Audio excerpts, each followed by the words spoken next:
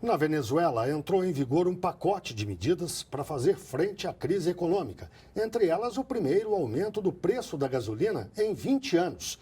A correspondente Mônica Yanakiev tem os detalhes. O preço da gasolina mais barata subiu mais de 1000%. A da mais cara, 6.000%. Segundo este economista, o aumento é enorme, mas ainda insuficiente para fazer frente aos problemas do país. Mas, em realidade, todavía a gasolina em Venezuela sigue sendo muito barata, não? E a gasolina venezuelana continua sendo a mais barata do mundo. O litro de gasolina comum agora vale 1 bolívar ou 64 centavos de real, menos que 1 litro de água mineral no Brasil. Mesmo assim, a corrida aos postos foi grande para abastecer antes do reajuste.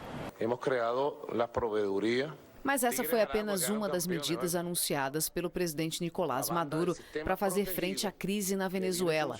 O pacote, que entra em vigor hoje, também inclui o aumento de 20% do salário mínimo e uma desvalorização de 37% do bolívar, a moeda do país que é usada para a importação de remédios e alimentos.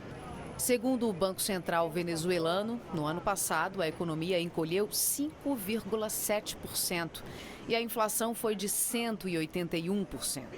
Uma situação agravada pela queda no preço internacional do petróleo, principal produto de exportação do país. Há meses, os venezuelanos enfrentam desabastecimento e filas nos supermercados.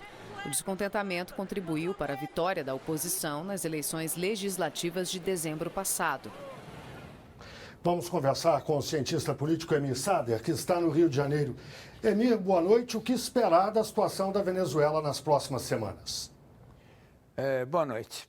Bom, foi uma medida que demoraram muito para tomar. Podiam ter tomado quando o petróleo estava com preço alto, o Hugo Chávez com enorme prestígio, a economia crescendo. Agora podem diminuir os ralos pelos quais estão perdendo, porque o país subsidia altamente o consumo interno do petróleo. Então isso pode diminuir os danos, mas a capacidade de reconversão da economia petroleira para uma economia produtiva e industrial é a questão-chave. E nesse momento o governo não conta com um grande empresariado que está com a oposição, que está jogando na ideia de um referendo revocatório para metade do ano que vem. Portanto, não está tendo uma atitude positiva. Então, pode diminuir os desgastes da economia, mas não é suficiente para superar a dinâmica de crise. Emir, a gente tem mostrado no Repórter Brasil uma série de reportagens falando sobre a crise no petróleo, crise internacional, afeta aqui o Brasil também. Mas no caso da Venezuela, que tem o petróleo como principal produto de exportação, o impacto lá é bem maior, né?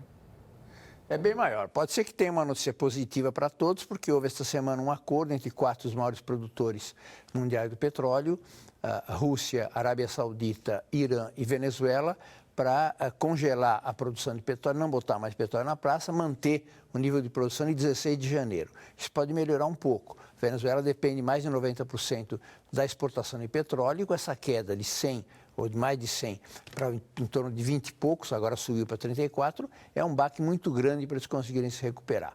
Então é uma situação difícil que a economia sofre a partir de exatamente depender fundamentalmente do petróleo. Emir Sader, obrigado. Uma boa noite.